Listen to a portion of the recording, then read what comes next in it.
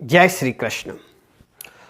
आपका घर हो, मकान हो, दुकान हो, ऑफिस हो या फिर फैक्ट्री हो, इन सब स्थानों पर एक एरिया होता है जो बहुत ही ज़्यादा संवेदनशील होता है।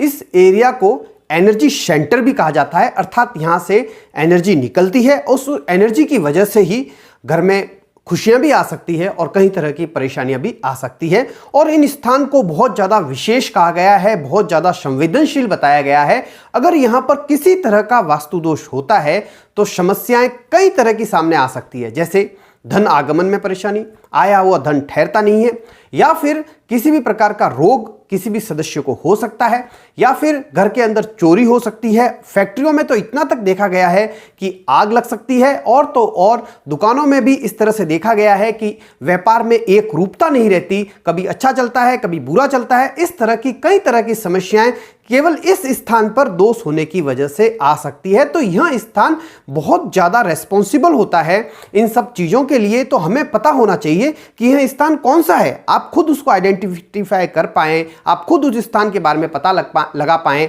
और ध्यान रख पाएं कि हाँ, इस स्थान पर किसी तरह का वास्तु दोष नहीं होना चाहिए। तो मैं आज आपको यह बताने जा रहा हूं कि आप कैसे उस स्थान के बारे में पता लगाएं जो आपके ऑफिस के, मकान के, आपकी फैक्ट्री के एनर्जी सेंटर है, और वहां पर अगर किसी तरह का वास्तु दोष हो तो उसे दूर कर सकें। तो सबसे पहले तो मैं आपको यह बता दूं कि वहां पर वास्तु दोष कैसे हो सकता है।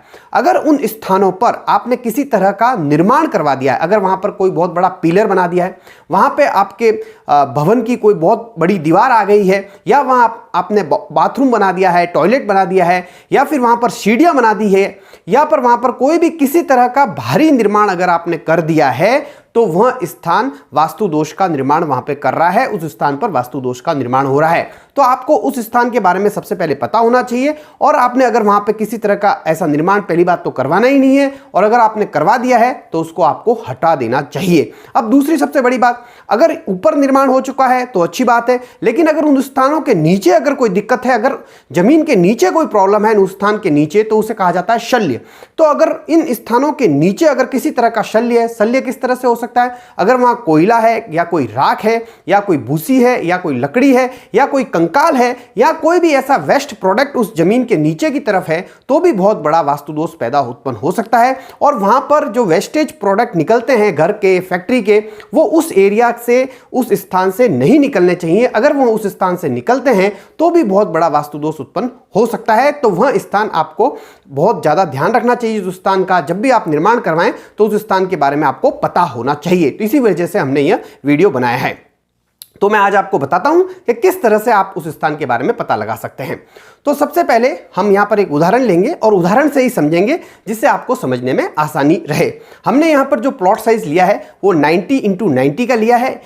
इस वजह से 90x90 का लिया है कि समझने में आसानी रहे, क्योंकि हमें क्या करना है कि जो भी आपका भूखंड है उसको 9 बराबर भागों में विभाजित करना है। तो अगर हम 90x90 का लेते हैं तो 9 बराबर भागों में विभाजित करते हैं तो आसानी रहती है लंबाई में और चौड़ाई में। तो सबसे पहले अपन ने क्या किया, 90x90 का भूखंड ले लिया, और उसका जो आउटर मोस्ट पोर्शन था, जो उसका जो बाहर का जो एरिया था, जो उसका बाउंड्री वाला जो पोर्शन था, उसमें उसको चारों तरफ से अपन ने 9 बराबर भागों में डिवाइड कर दिया। यहां पर एक डायग्राम भी देख रहे होंगे और उसके अंदर हमने 1 to 9 नंबर लिख लिए हैं। तो चारों आपने देख लिया होगा कि चारों दिशाओं में, चारों तरफ उसमें 1 to 9 लिखना है। तो इस तरह से आपने सबसे अच्छा क्या किया कि आपके भूखंड के जो आउटर मोस्ट एरिया था उसको 9 बराबर भागों में विभक्त कर दिया। अब क्या करना है, अब उसके बाद में क्या करना है कि दिशाएं लिखनी है। दिशाएं कैसे लिखनी है, जैसे नॉर्थ, जहां नॉर्थ है वहां नॉर्थ लिखो, जहां साउथ है वहां पर साउथ लिख लो, जो ईस्ट है वहां पर ईस्ट, और जो वेस्ट है वहां पर आप वेस्ट लिख लो। तो इस तरह से आपने लिख लिया, दिशाएं लिख ली, उत्तर, दक्षिण, पूर्व, पश्चिम। और अब आपको क्या करना है कि नॉर्थ और ईस्ट जहां मिलता है जिसे नॉर्थ ईस्ट कहा जाता है, और नॉर्थ और वेस्ट जहां मिलता है जिसको नॉर्थ वेस्ट कहा जाता है, साउथ और ईस्ट जहां मिलता है जिसको साउथ ईस्ट कहा जाता है, साउथ और वेस्ट जहां मिलता है जो साउथ वेस्ट पोर्शन होता है, तो वहां पर आपको 1 नंबर लिखना है। तो सबसे पहले आपने क्या किया, आपका आउटर मोस्ट एरिया ले लिया और उसको 9 बराबर भागों में डिवाइड कर दिया। और 1 नंबर कहां लिखना है, चारों तरफ 1 नंबर लिखना है, लेकिन 1 नंबर कहां लिखना है, जहां 2 दिशाएं मिल रही है, नॉर्थ और ईस्ट मिल रहा है, वहां पर नॉर्थ ईस्ट पे 1 लिख लो, नॉर्थ वेस्ट पे 1 लिख लो, साउथ ईस्ट पे लिख लो, साउथ वेस्ट पे लिख लो।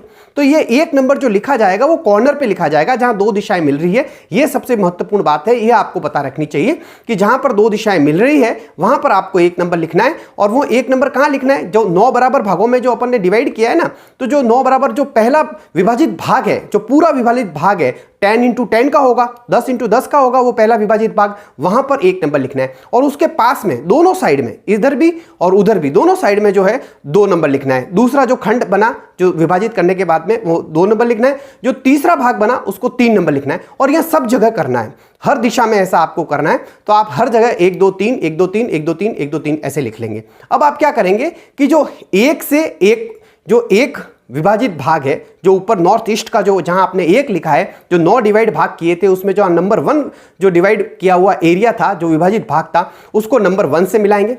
दोनों साइड में ऐसा करेंगे, इधर से एक से एक, उधर से एक से एक, इस तरह से मिला देंगे। और उसके बाद में क्या करेंगे, 3 नंबर वालों को 3 नंबर से मिला देंगे, 3 वालों को 3 से मिला देंगे, और इधर भी 3 वालों को 3 से मिला देंगे।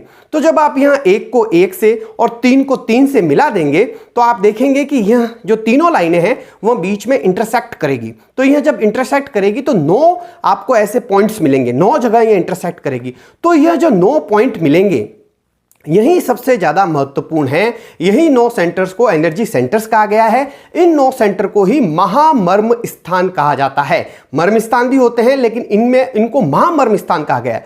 अगर यहां पर इन महामर्म स्थान पर आपने किसी तरह का निर्माण गलत करवा दिया, कोई बड़ी दीवार बना दी या कोई बहुत टॉयलेट बना दिया, बाथरूम बना दिया, यहां से कोई गंदा नाला पास हो रहा है, यहां पर इन मर्म स्थान के नीचे की तरफ जमीन में कोई शल्य है, कोई कोयला है, कोई कंकाल है, कोई बाल है, कोई भूसी है, किसी भी तरह की कोई लकड़ी है, तो यह बहुत ज़्यादा आपके लिए परेशानियां खड़ी कर सकता है। तो इस वजह से मैंने आपको ये वीडियो बना के बता दिया है कि आप किस तरह से अपना जो भी मकान, भूखंड, फैक्ट्री के अंदर आपको मर्म स्थान जो है, ये जो महामर्म स्थान है, इसके बारे में पता लगा सकते हैं। और अगर यहाँ पर किसी तरह का वास्तु दोष है तो इसे तुरंत आप दूर कर दें, उस चीज को वहां से हटा दें, क्योंकि इस यहां पर दोष होने की वजह से कितनी तरह की परेशानियां आ सकती है मैं पहले ही बता चुका हूं आपको।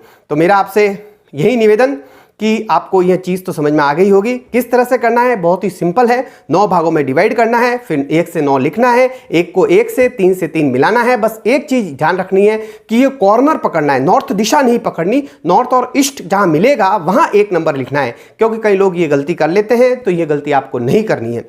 आगे हम इससे भी बेहतर वीडियो लेके आएंगे। और यह जो है ये पद विन्यास के अकॉर्डिंग चल रहा है सब कुछ। अभी हमने बहुत ही इजी वे में बनाया है जिससे आपको समझ में आए। आगे हम इन सब के नाम लेके आएंगे, किसको क्या कहते हैं, कौन से पद में क्या होने से क्या दोष हो सकता है, लेकिन ये बहुत बड़े वीडियो होंगे। तो आगे चल के अगर आपको ये वीडियो अच्छा लगेगा तो हम इसी संदर्भ में और अच्छे वीडियो लेके आएंगे। आपसे एक निवेदन है कि आप हमारे चैनल को जरूर लाइक करें, सब्सक्राइब करें, अपने मित्रों के साथ, अपने रिश्तेदारों के साथ जरूर शेयर करें। जय श्री कृष्ण।